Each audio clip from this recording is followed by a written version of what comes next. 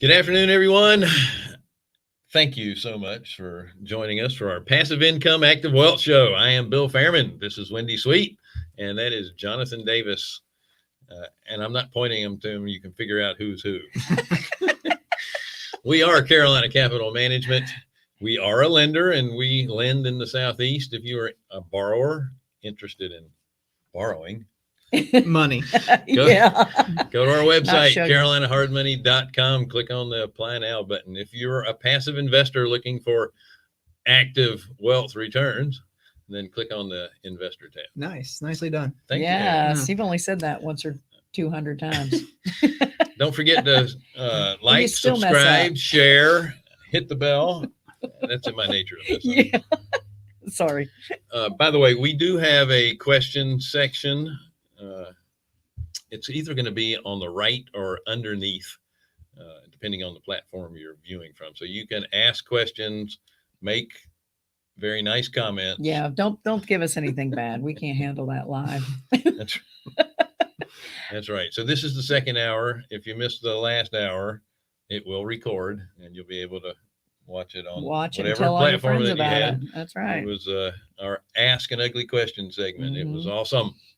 Only 2 ugly questions. Well, we had pretty answers. Yeah, we've been getting a lot of really good response off of those too. I'm thrilled at how it's really grown, and it's becoming more and more interactive. Yep. Which I really like. But we want that. We want you all to ask questions and have a conversation about it. More ugly questions can be discovered That's that right. way, and we ain't scared. Ask us. And Bill can give his beautiful answers. That's right. Mainly, we want you to ask questions because we're tired of just bloviating for an hour at a time. Speak for yourself. We like to bloviate. That's it. But you can't spell that. Okay. By the way, we have a great show for you today. Afternoon show for you today. Mm-hmm. This is really funny. Our guest, Michael Moulton, we'll introduce him here shortly. He's a neighbor. It's so funny. We talk about collective genius in this show all the time. And Michael works in our same MSA. And we never see him until we go to collective genius meeting. Yeah. And we've been saying this for years. We need to do something together. I think it's finally going to happen. That's right. That's right. So without further ado. I do. Michael, thank you so much for joining us. Hey guys, thanks for having me on. So, Michael, you're a contractor, correct? I am not. I just play one on TV. Okay. Yeah, everyone thinks I am. I am not. I actually, I know a lot about construction. We do a lot of projects, but we generally outsource that piece of it. So the name of you're a realtor? Yeah, I have. So the way I'm made up, I've got. You don't have to be disappointed about being a realtor, by the way. I know. I kind of, I view it like this utility knife. It's like one more tool on the belt, right? Like one more way to monetize something. We're in on it. But I do own a brokerage called B Home Solutions in the Charlotte area. We don't do a lot of retail stuff that's not ours. We work off referral. I have a couple 3 agents, and we just basically use it to do dispositions on all of our stuff, whether it's wholesaling, fix and flip, new builds or whatnot. And then we also get quite a bit of just referrals. When you got a property, as you guys know, we refer to it as bait, right? Once it hits the internet, people are looking for stuff. So we recently just started putting wholesale deals on our website too, probably about 6-8 months ago. And prior to that, we would actually take down almost everything that we would work on, meaning we would fix and flip it ourselves or build it. And now we're doing some online TV marketing through our other brand, 866 Fair Offer. That's our acquisitions brand. So with that, we're getting a lot more leads. So we're able to provide deals to other guys and gals in the area, so to speak. Well, that has turned into recently a great way to wholesale, is to hotel stuff. Yes. Yeah. As the prices are going up in the areas that people want to be in, they're more and more willing to move into something that they can get into and then do work on it as needed, or while they're in it. And it's a great thing for them to get it at a lower price or more affordable for them, right? Yeah, that's exactly right. A lot of times it is. We talk about this all the time at Collective Genius. We were just talking about it. The highest paying people are the discount or the retail market. So if you can get it on the MLS and get it so someone can close a conventional loan on it, that's definitely going to be your highest probably sale price. A lot of the professional home buyers, like all of us, they're good to have in your database as well. But sometimes, everyone wants to buy these calculations, the whatever it is now, 70% of ARV minus repairs or whatnot. So it makes it harder just to get deals wholesale to people. But yes, if you can just close on it and throw it on the MLS and put handyman special and all that verbiage that goes with it, there's a lot of agents out there that have a lot of buyers looking for stuff because they're all watching HGTV every night and getting excited. Yeah. Well, yeah. And if there's a way to make sure that it doesn't change hands, and that's the great thing about wholesaling, is that they're eligible for FHA financing, which has a rehab loan available for people that are going to own or occupy them. So those are awesome opportunities for people to get into properties. It just takes longer to get those closed on your end. You're going to wait a little longer on your money, but depending on the amount of money, it's certainly worth it. Oh, absolutely. Yep. I agree.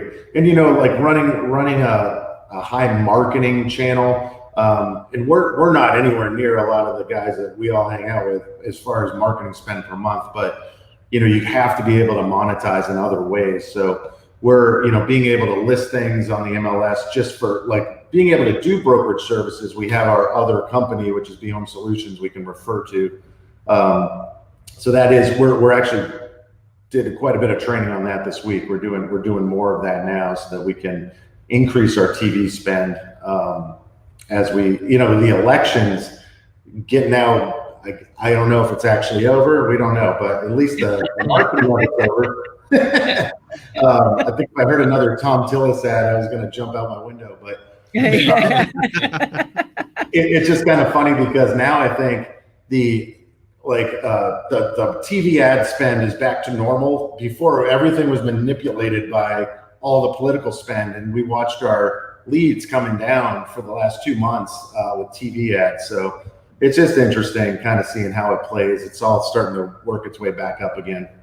Good. Yeah. I even found that in the radio too. I mean, I like talk radio and I listen to it every time I get in the car, but I had to turn it off. I couldn't take it anymore. I know. It's crazy. Well, just be glad you don't live in Georgia. It won't end there for a while either. Yeah.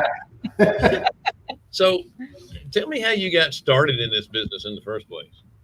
Okay, you guys are going to laugh, but you've probably heard this before. I was I was a corporate boob prior to this, like proud of it, worked for GE, General Electric, had a good job, was in an IT leadership program. They had me right out of college traveling around the globe a little bit, which was cool, 6 months assignments at a time. I was doing that and I was going up in the company fairly quickly and well, but my stomach was not there for it. I just did not like building someone else's dream. So I basically at that point started getting into creative real estate. And it's really funny because I saw a Russ Whitney ad and like at 1 a.m, just like everybody else, that or Carlton Sheets, but mine was Russ Whitney. So I bought, you guys will crack up on this. So I bought their four-part program. I went to one of their info sessions on a Saturday, bought their 4-part program. It was pretty expensive. It was like $5,000 a class. I think I spent $20,000. Wow. I went to the first class in Greensboro, I think it was. I brought my wife Jean with me.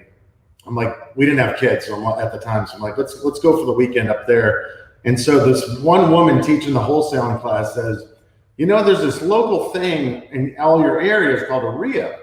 And I'm like, what's a REIA? So I immediately came home and I joined like the Metropolitan REIA. This is probably like 20 years ago. I'm dating myself. So I go into the REIA, and who's the head of the REIA but Larry Goins? It was really funny. And I think, Wendy, I met you back then, and we talked a little bit about some loans or whatever, and it was really funny. So I immediately dusted off my, there was a speaker there. I think it was even like, I'll remember it. What's the note lady? Donna Bauer? Donna Bauer. Yeah, the note lady. She's super sweet. I saw her at an event last year. It was funny. So I'm like, she's like, you can buy my stuff for like $199, and I'm like, what the heck's Russ Whitney doing over here at $5,000? And this is like $199. So I researched it a little more, and every Russ Whitney course, I had 3 more left, comes with like a title to it, like a car, so you can sell them. So I immediately got on eBay and I sold the other 3 classes, which were like short sales and landlording or whatever, to some guy out of New Jersey for $15,000. He paid me retail for it. And like, I was like, I'm hooked. So then I just started doing a lot of lease option deals. This was like, I was doing a little bit of fix and flipping, but we were taking over loans subject to and then selling them on lease options. And then I ended up firing my manager. I'm like, I'm having too much fun with this. So 2005, I went full time. And then, we did that. I did that for like 2 years, and then the market hit. And I'm like, oh my gosh. So I like to explain it to everyone. It's kind of like having, like when you have a bunch of rentals, it's like having a bunch of kids, and every month, like someone needs braces, or like 2 or 3 people need braces.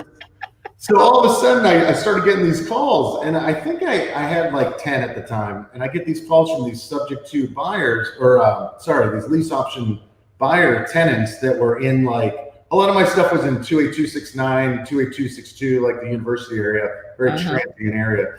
And they're like, oh, Mike, can we meet you at Dunkin' Donuts? I'm like, sure. I'm like, so I meet these people, and they're like, listen, and these people were working for like TIA, Cref, Ingersoll Rand, like good companies.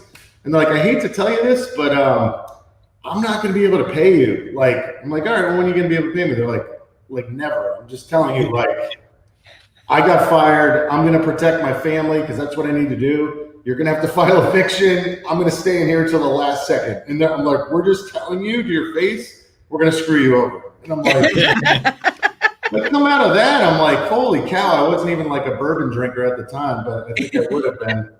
So I next thing you know, I get back to my office and I get a call from another one. They're like, can I meet you at like whatever, Starbucks? I'm like, sure. Same thing. I had like 6 of these in 2 weeks. And then on the other ones, they eventually just screwed me without even telling me. So I'm like, all right, well. So that was a learning in itself. And I didn't know what I know now back then. I mean, I was cutting my teeth, and we still are in certain things. So anyway, it's a long story, but that's how I got started. Wow. Well, at least you got the option money out of them if they were on a lease purchase. So that's a good thing. Yes. Do you still have any of those properties? I do. I have a few of them that are just rentals now. They're just total rentals. And I guess, lease options are still, they're not technically illegal in North Carolina, but I guess you have to have Harry Marsh was actually telling me that it was fine. Like, you just have to get it drawn up by an attorney, but it's fine. So yeah, there's other ways to put the paperwork together, I guess. That's awesome. So are those properties worth a little bit more than you paid for them? Yes, they are worth like 2 to 3 times, like Highland Creek type properties. Yeah. Wow. I tell you what, I've been through the whole gamut of real estate techniques. And for me now, we really, and this was another learning for people is Russ Whitney, that first class, they were teaching everyone to become a transaction engineer. Like, every lead comes in should be monetized. Don't waste anything. And they're like, you should go be a landlord, be a fix and flip guy, be a wholesaler, be whatever. So we're also like, I'm a newbie, like totally stressed out. Like, how am I going to do this? And you're wasting all your time on stuff you can't monetize. Then I realized I really just needed to focus. So I focused on the subject twos. And then when that kind of was going bad, I went into short sales, like quick quick turn short sales through the bad market. But then I hopped back on the fix and flip horse in like 2012 and just focused really hard on that and made a ton of money doing that one thing. So then now that I have all that experience, now's the time to introduce the transactional engineering piece of it. Like, you still want to focus, but now so we're wholesaling some stuff now that doesn't fit our buy box or whatnot to help monetize the rest of the business. We're still doing rentals. Got to one super cool commercial adaptive reuse project over in Wesley Heights I'm doing with another one under contract. So I'm basically just setting up my business to be a tad more automated on the active side so that I can take all that and put it into passive assets. So that's awesome. You know, I love everything you're saying here. You talked about moving from one focus to another. And I think that's really the key to being successful in this business is you have to be open-minded and you have to keep your eyes open to see what's coming down the pike so that you can switch to what's more successful for you. I love the transaction engineer that you're referring to, because that's really, and there's a question, what is transactional engineering? Go ahead and explain that. Yeah, so that's basically, say you've got 100 leads that come in, you're able to literally just deal these out into different focus areas or strategies. So you're like, these 5 are wholesaling. I can look at this lead and say, perfect example, a guy comes in and says, hey, I have a 200K home. I owe 190 on it. As a transactional engineer, you're going to say, I can't wholesale it. There's not enough spread. I can't fix and flip it either because of the same reasons. The guy's not behind on his payments, so there's not really a short sale opportunity. So the only thing I can really do is ask him, what's his financing look like? Mm-hmm. Maybe he got a 3.8% loan 15 years ago. Well, it wouldn't be 15 with only 10 grand difference, but meaning like sometimes the payment might be $900 a month, and that area rents for $1,600 a month. So you start applying different rules and say, listen, I can take over your payment because you have it'd be really zero cost to me to close the thing, and then just go ahead and put that lease option tenant or a normal tenant in it and make the spread. So maybe it's the long-term game with a good fixed loan, and you make the spread. So it's really just, and transactional engineering is just really being able to take any situation and understand how to disposition it, really. Awesome. You know, the other thing too, I think that plays a key role in that is having a good network like you have, because there are going to be deals that come across your desk or computer that you don't have an answer for that one. It's not going to work in anything that you can do, but you know somebody you can send it to. Yeah, that's exactly right, Wendy. And that's what we've been doing the past 6 months is you guys said you haven't seen me anywhere. It's funny. I've been kind of, since my early days in the REIAs, I haven't been back to a REIA since, it's been, 12, 14 years. And it's nothing against REIAs. I think they're great. And I think meetups are awesome. I don't know. I always tend to kind of roll on entrepreneurial island. Like I get up every day, we get the kids to school, then like we're working on deals and working with my team. And then I'm like, the day's over and I didn't network locally with anybody. But now we've built up a great buyers list, and we continue to. So that's where we actually have a website here in Charlotte. If it's okay, I can plug it. Absolutely. Yeah. If you go to doubleyourclosings.com, that's just a redirect to our Be Home Solutions. We have a page to sign up for our investor deals. And it's not like you're going to get signed up and spammed on a list. You can select the zip codes you want, and we'll contact you when we get stuff in those zip codes. Thanks, Scott. Very good. Awesome. I'm writing it down too, because I always love turning people on to wholesalers, because especially the newer investors that they don't know how to find properties. They need somebody that can find deals for them. Yeah, and we talked about this at Collective Genius as a group. I think those of us that are willing to help somebody figure out how to do the deal, like if I can say, hey, go to Carolina Capital and get the funding, and maybe we can, this is what Bill and I were working to work up last time we were in Florida, and we failed to connect, but we will. Just so I can go to you guys and say, hey, these guys have already approved it. There's a loan in place. So we could send out the deal with your funding attached, and then be able to say, if they're like, hey, I'm going to need a GC to do this, or I'm going to need a tile guy to do that, we 100% would help them be successful in that, because then they're going to want to do more deals. So absolutely. Exactly. Absolutely. Yeah. And if Bill doesn't follow up on that, I will. Yeah. I think honestly my email went to a spam folder or something. That's fine. Yeah, we had to connect on our Facebook Messenger because for some reason the email got lost in cyberspace for some reason. We know how that happens. This is what I love about the real estate space, is that number one, it teaches you to be very flexible, and you take what the market gives you. And you're doing that with your lead generation. You're getting the leads in, and then you're doing deals based on what the market is throwing at you. Yeah. And if you can't monetize it through your business, then you can always pass it off to somebody who may be able to, and vice versa. That person will end up sending you stuff that they know you can do that they can't, and it works out great.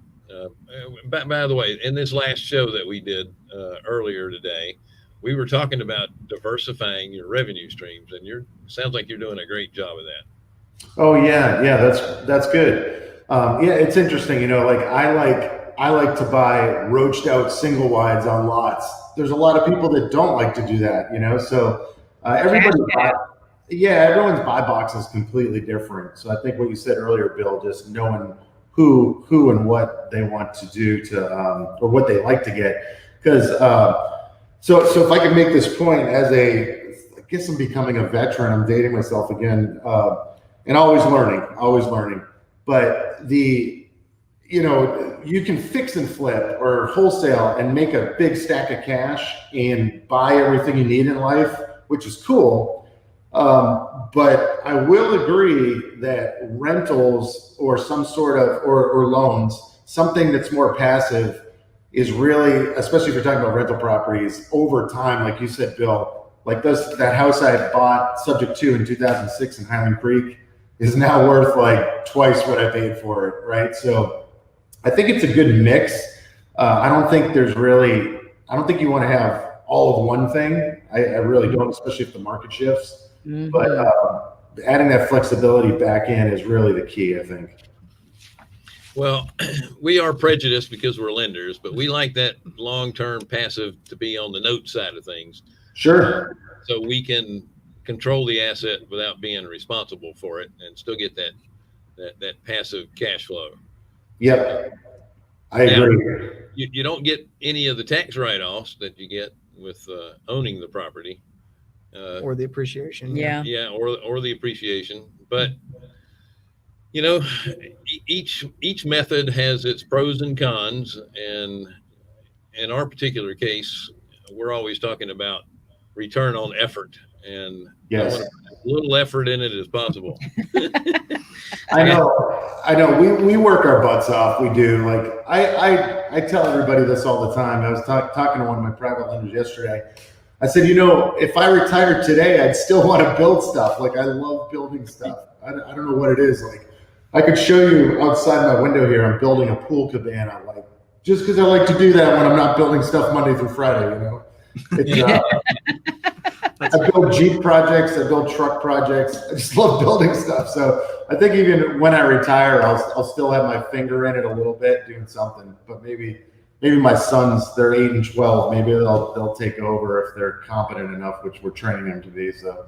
Well, the other thing too is you do work really hard when you're in this world, but the difference is you also have that sense of freedom. I mean, you talked about you're working from home. You get to drop your kids off at school. You probably are the one that gets to pick them up. Yeah. When they have their baseball, football games, whatever it is that they're doing, you get to be a family. Yeah, we do. It's fun, when you're putting in 100% of the effort and getting 100% of the return.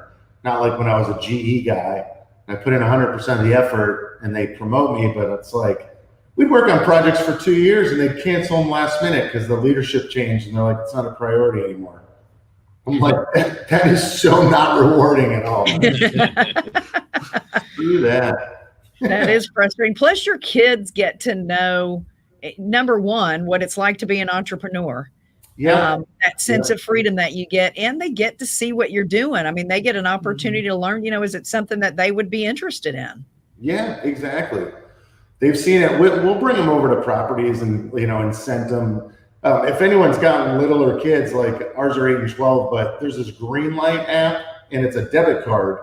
And it's cool because I can assign them. We live on 14 acres now, so we have like all sorts of stuff to do around here. But I can assign them tasks, and they can accept or decline, or try to renegotiate their chores on this app. And then I love it. Once they get it done, they can like send it for approval. So my wife and I are constantly busting their chops. like That's I had my son awesome. wash one of my cars yesterday, and I'm like. I go down, I'm like, you didn't even do the front rims. Like, you're not getting paid. This is the hard knocks. Get out there and fix it. He's like, you cut the torque out. I'm like, no excuses, So we have fun with like putting the kids to work and teaching them some. That's really awesome. What is the name of that app? Greenlight.com. Greenlight. I already wrote it down. You wrote it down? Oh, yeah. Speaking of 14 acres, we had a conversation about when you were building out there. Yes. Tell the folks the investment that you personally had to make in getting internet to your house.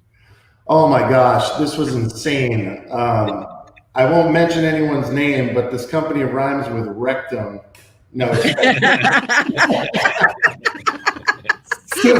Sorry if that was inappropriate for the Carolina show. You see Scott put it along the bottom. Don't use rectum. Spectrum. So everybody out here was like, and I live in Concord, like literally I'm near Davidson, like not that far. And it's just funny. So like we had everyone was on Windstream on the street. I'm like, we're at the end of the street, and I'm just like, I can't hear that like 9600 bowed sound when I like try to check my email. It's like dialing in AOL style. So anyway, we checked with Spectrum, and I had built my parents a house on this property as well, and they're closer to the street. So I finally talked Spectrum into, they wanted $23,000 to bring internet to their house. Oh my God. I took all the spare wood when we were framing the two houses, and I had our team build like a gatehouse to our house. So that's actually first on the property. So I got Spectrum to bring it to my parents, and then my dad, we love equipment. We're like total men geeks out here. So my dad's 84. He's got a mini excavator with a bucket. So and I have a track loader. So he dug a trench from his house up to our gatehouse. And we dug it all the way through the woods to my house. So I got a Spectrum guy to kind of agree that we could do whatever with the signal once it hits our property, as long as we're willing to maintain it. So short story long, we basically ran about 1,000 feet of fiber optic. And then I was talking to a guy that wires Buffalo Wild Wings. And there's these things called media converters, and they go on like the broadband, and then they convert them to fiber. So he had a bunch of them from Buffalo Wild Wings. So he gave me those. So we converted everything to a fiber network. So I'm actually right now on my parents' internet. So I don't have internet. So like I just paid to have it brought to the property. So this took like 9 months. And then the day we're about to execute on the project, we had engineers come out from Spectrum. They upgraded their IT system and totally lost any information or history on our project. So I'm still not surprised by this. So anyway, I got that 23 grand down to 3,100 bucks. That is incredible. Yeah. So now all the other people on my street are tapping into it. And I'm like, I call inspection. I'm like, shouldn't I get like a rebate on this or whatever? It's been great. It's like we live in the middle of the mountains, but we're only in Concord. Like, it's really funny. That's awesome. Yeah. You should get commission off of all those neighbors. I know. It's crazy. Because you can complain. You can say, listen, this is broadband. The more people on the train, the slower the train gets. So I need to be compensated. That's We've seen that and had them come back out and have to upgrade everything on the street. It's crazy. So I couldn't believe that story when I heard it. It should be shared. If you want one little finish to that story, which is a learning for anyone that does these projects. I didn't know this. It was super cool. So the guy that did all the wiring in our house, like they call it structured wiring, all the Ethernet and all that. He told me, he goes, if you've got conduit like 1,000 feet underground, you can get this, the string, and you can make it what they call a kite out of a sandwich bag, and you put it in. So we put it in up by the street into the pipe, and then my dad wrapped a t-shirt around it to give it some suction, and then I came over with a wet dry vac at the house, and after 60 seconds, we sucked that string all the way down over 1,000 feet to the house, and then just tied the fiber optic to it and pulled it through.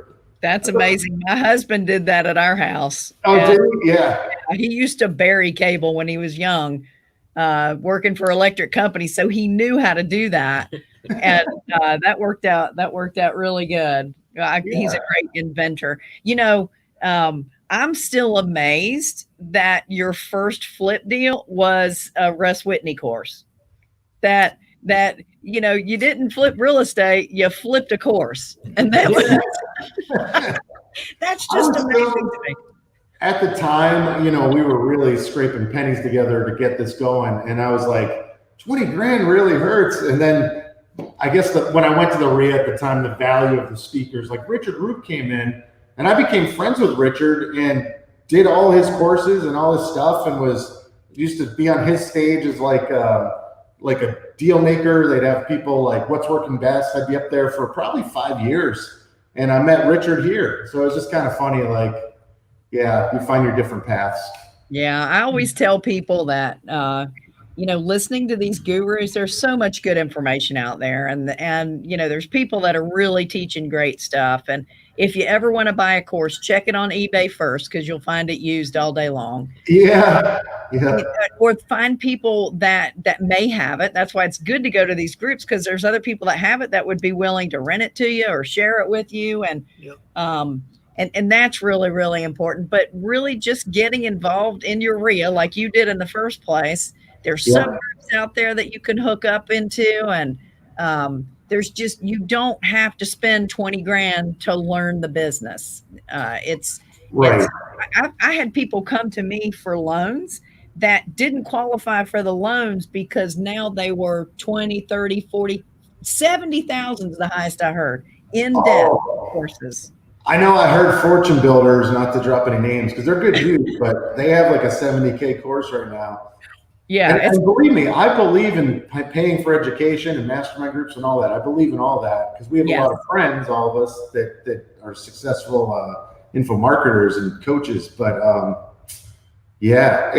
I tell people too, I'm like, you can't be afraid to buy a deal and fail. Like, so you lose 10 grand, you lose whatever. You learned, you took your seminar on the streets, right? That's what I tell people. Take your seminar on the streets.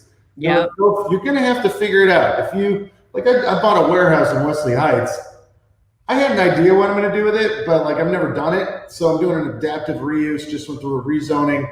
Like, I was forced to figure it out. And I lost some money on holding costs on it, but it's going to be awesome in the long term. We're going to keep it. So we'll have 5 industrial lofts and 2 commercial spaces in the front, right by this new hard seltzer and brewery that went in. So I don't know. You just keep rocking it. That's all you can do. I might want to move there. That's right. I know. I might too. That's awesome. It's a shame people don't look at let me put it this way. The cost of inaction typically is more than the cost of failure when you are That's right. acting. And if you don't do it, you're never going to learn, number one. And if you don't lose money in real estate, you're not doing enough real estate. That's right. Because you are going to lose. The key is you're going to make more than you lose. Yeah. Yeah. So Yeah, I think be afraid to take action. Lost money. Oh yeah. Yeah. And I'm sure I'll lose more. And I think another thing that's really important to think about is don't hide where you are. If you're losing on a deal, your network around you and other people that are in the same business, most of us have all been through it too. And, we're not here to judge. We're here to help. Don't keep it a secret when you need help, right? Oh yeah, absolutely. I mean, we have months where we're strapped for cash, and then you want to wholesale more, and then you have months where you got more cash and you want to deploy it and maybe fund more of your own deals or whatnot instead of bringing in financing. So I mean, there's totally a bunch of different ways. We generally have like a property loss a year out of the ones we do. I mean, we had one of the bigger ones last year, but I actually I gave our private lender more money in it and chose to take a loss for tax purposes. And sometimes you do that too, but I'm always going to keep my face with anyone that's believed in lending to me, so it is what it is. But you can't be like, oh, I just lost 30 grand. You got to be like, oh, well, look over here. I've got like another 180 in the pipeline I could go make. So let's focus there and let's learn from the past, but let's not dwell on that because that's going to bring you down. That's right. That's right. The thing about it is there are so many things that are beyond your control. All you can do is minimize the stuff that or the risks that are in your control. Stuff is going to happen. That's just the way it is. Markets change. Events come up that no one thought of. No one has X-ray vision when you walk into a house. You don't know what's in the walls until you take it down. So there is risk with investing. There is. You just have to do your best to minimize all the things that you can control, right? Suck it up, buttercup, move forward. Right. I do want to ask you this. Being the corporate boob that you used to be, yes, isn't it much nicer besides the lifestyle where you get to spend a lot of times with your family? Isn't it a lot nicer to be able to control? You're the one that's in control over what you make and who you want to hang out with.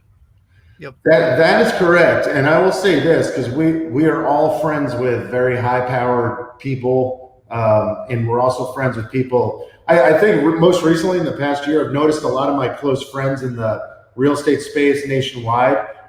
Some of them are in like the super hard charger, build, hire people, overhead, whatever, because they want to, that drives them. And then I have a whole nother group of friends that are like, not for me. Let's do lifestyle. Like, how can I just get 20 rentals or whatever to give my family $10,000 a month or whatever it is. And it's funny because depending on which day I wake up, I'm kind of like on either side of it because I just like building stuff, including businesses. So I'm like, let's go there. But then I really dislike managing people. I'm just going to throw it out there. It's just one thing I've always hated. I create training videos for everyone. I train them. I've got, mind maps, Google Docs, all that. And then I'm just like, why don't you just do it? Like, I don't understand why you're not doing what I'm asking you to do. So I've actually got a COO coming on board in like 2 weeks, and this is going to be amazing for me because then I can just focus on money and projects. Awesome. And the sales team. So that'll be good. Awesome. But yeah, to answer your question, it's just being able to run it however you want to run it. And you guys know Dykes Bodiford, right? So Dykes, we were out in Kentucky at a mastermind group like 4 years ago, and he said to me one day, we were sitting in the car waiting for somebody to run to the grocery store or whatever, and he's like, Mike, we were talking about 2008 and 9, and he's like, it's okay the next time around when it happens, because it will happen, to just shut down shop and study for 2 years. He's like, you wouldn't be losing money, and maybe you can just take advantage of some opportunities coming out of that. So that was very, very good wisdom that stuck with me, because the last time you're paying that staff, like all your savings as it's dying. And it's just like, man, I should have saved that savings and let everyone go and made the hard decision. But you just never know where you're at in the market cycle. That's the problem. Yeah, that's right. That's right. Well, you feel bad because they're sort of like your family. Sure. At the same time, you still have to protect your own interests. Yeah. So But it's a tough decision. I believe you get in God's way of being able to show who he is to those people too. If you think you're trying to save them, because it's not your responsibility to save them. Right. You gotta protect what you have. You want to do them right, but you tend to get in God's way when you think you can save everybody around you. I speak from experience. Yeah, I would agree with that. Yeah, we just had a team member that was a little more on the senior side, and she just was having a hard time keeping up with everything we're doing. So we kind of worked together to get her into like a role with one of our closing attorneys. So that worked out well for everybody, because she's happy. She's back to like one little scope, like calling for loan payoffs and stuff like that, where we had her doing all sorts of stuff. So I took that role and put it offshore.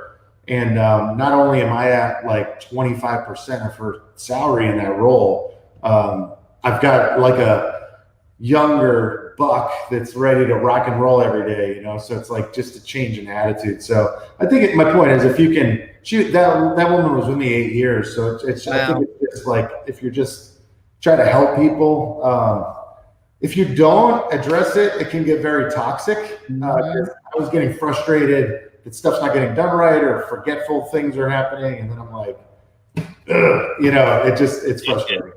Yeah, that's well said. Well, we're getting here close to the end. Michael, are you still taking on private lenders? Do you have a role for them? I do. Absolutely. Do you want to give out contact information if anybody wants to get involved with any of your projects? Yeah, sure. You can contact me, of course, on any of the major, like Facebook. My name's up there, Michael Moulton. Michael@behomesolutions.com is my email. So it's just BEEHOME solutions.com. Yep, it's up there on the screen. That's probably the best way to get in touch with me, and then we can set up a call or whatnot. That'd be great. Awesome. Okay, and then the Be Home Solutions. If you got people that are looking to, buy some wholesale stuff, you add people to your buyers list, or even individuals that want to buy as owner occupied, right? Yeah, we can help you there with that too, because we own a brokerage. So it's doubleyourclosings.com was that website. It's easy. It redirects to a Be Home Solution. I think it's like /investor or something like that. But if the Double Your Closings is easier to remember. Yeah, absolutely. Okay, got it. I've written that one down. Good. Yeah. We have Scott that wrote it down too. Yeah. Oh, look. doubleyourclosings.com. That's awesome. Michael, thank you so much for You've being been our awesome. guest today. Great stories. Yeah, I love the story. And you inspire newer folks too, with knowing that there's a path to get where they might want to be as well. So thank you so much for sharing. And I'll never look at Spectrum the same way again. It does rhyme with rectum. That was a very good choice. I'm going to tell you what happens when I see a UPS truck, because there's a whole story behind that too. What can Brown do for you? All right, so just say it really fast. Okay, go. That's awesome. All right, folks. Thank you so much for joining us on our Passive Income Active Wealth Show.